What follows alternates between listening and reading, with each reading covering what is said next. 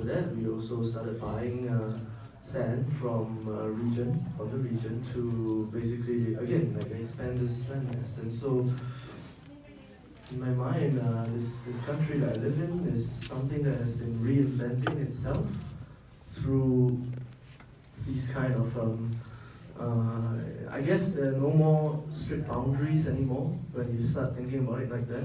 Like the boundaries are very shifting. Just as the sand as an imagery of the land that I stand on, it feels a bit not.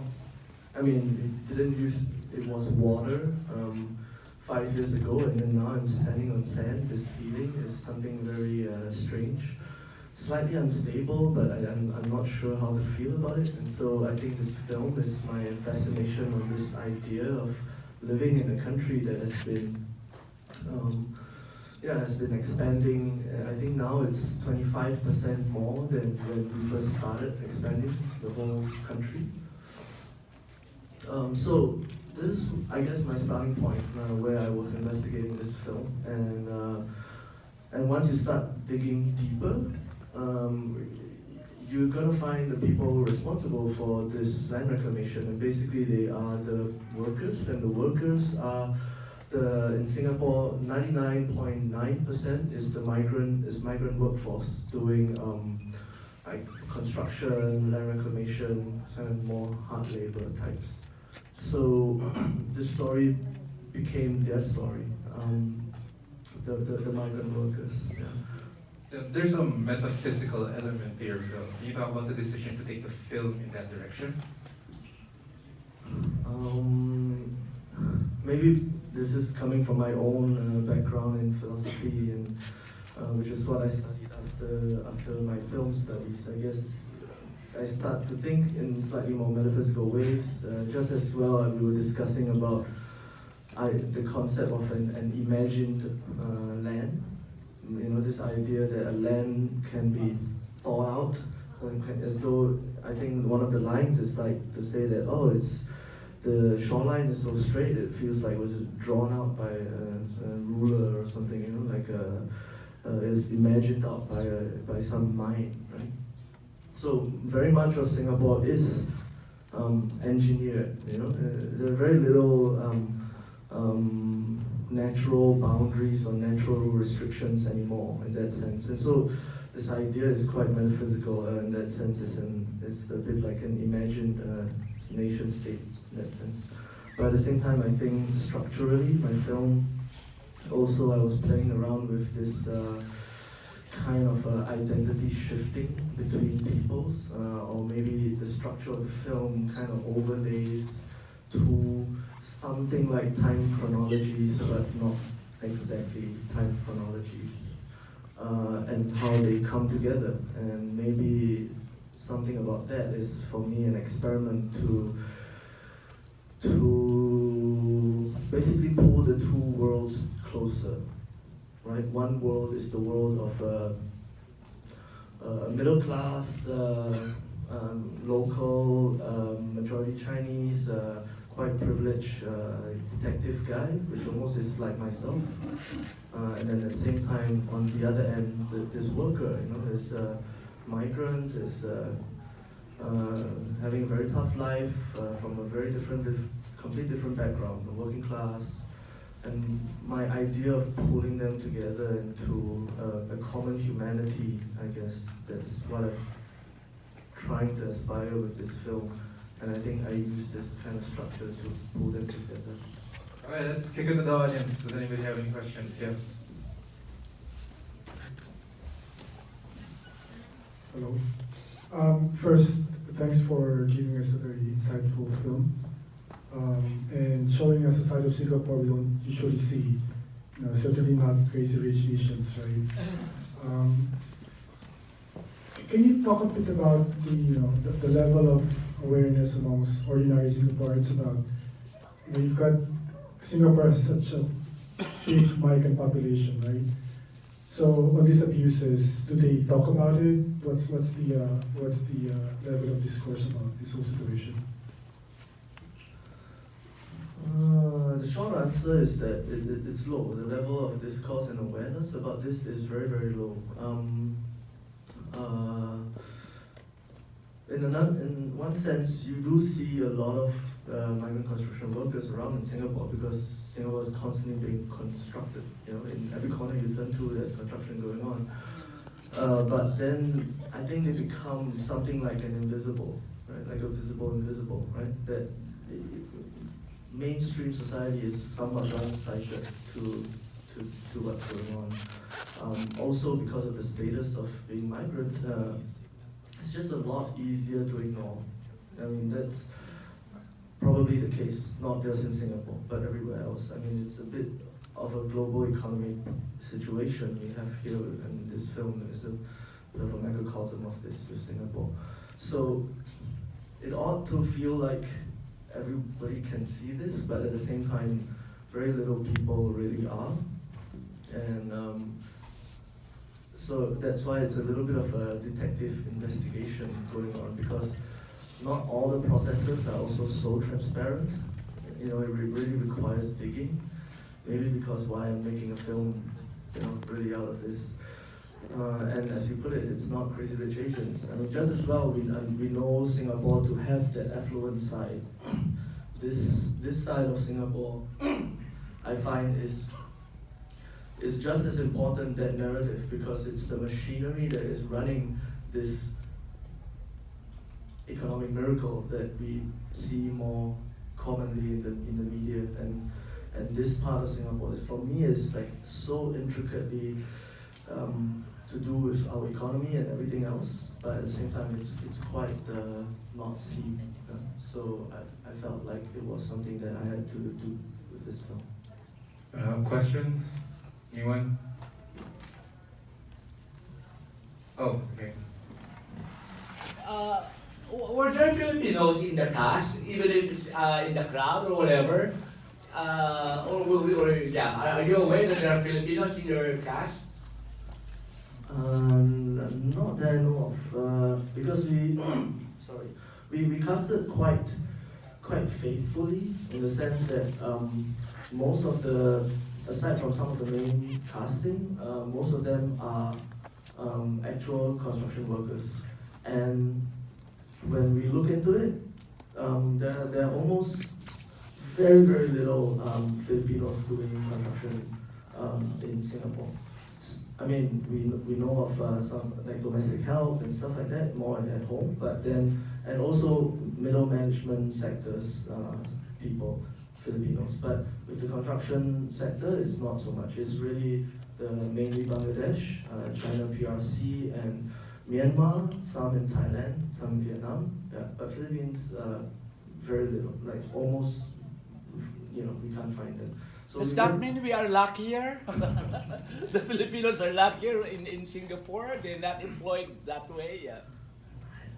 I think also because the Filipinos who come to Singapore, they have a very good command of English. Yes. So very automatically, I think they're being employed in more middle management kind of sectors. But yeah, let's move on. Next question, please. Anybody? This has been brought up.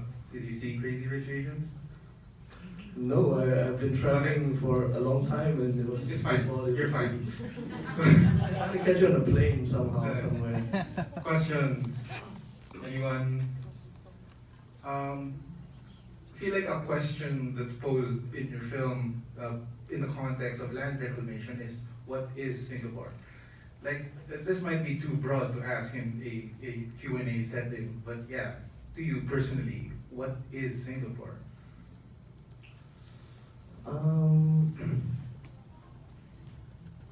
Maybe talking about something that I left off just now, which is that Singapore being very small, Singapore is something of in its usual rhetoric, is something that has to constantly adapt itself, let's put it that way, in the region, in the climate, and trying to grow that way. And so a lot of policy has been put into the building of this nation to be very malleable, very, and so a lot of things are engineered. Right? I mean, when I mean a land that is imagined, I don't just mean the shorelines and the sand, you know. Although we used to have mountains, I just try to imagine that. And if you've been to Singapore, it's like a flat land, right? So laterally and horizontally, Singapore has dramatically changed. It's supposedly 50 years ago we were fishing villages, and now it's like something else altogether. But at the same time, even the demographics is something of an imagined land, because even down to the demographics is policy, you know, on many levels, right? So who gets to come? Because come into Singapore, who doesn't? And this, for me, it's like, I mean, I myself am like only third generation migrant, right? So it's almost, if you start thinking about it, a wholly contrived kind of a situation, which is what Singapore is. And that's why I'm calling it a land imagined. And for me, sometimes when I'm drifting through this land, which I love, mind you, I really love this country, but it feels a bit like a dream, you know, because it's shifting so much, it's changing so much. The place where I had my first kiss, I cannot find it anymore. I don't know where. I can't even try to locate it anymore, you know. And so for me, this thing becomes a very dreamlike, which is something that I try to show in the film. And when I do my research with the new migrants who are on the workers, they say they feel like they're in a dream, you know. However way this word is used, you know, it's a dream city, yes, but at the same time they don't feel belonging to this place. And some of them I've met have been in Singapore for 20 years, but they in some ways they can never belong to this country that they are helping to build. And this whole situation for me, I guess, is something that I've been meditating on for this film. Questions? Yes. Oh, sorry.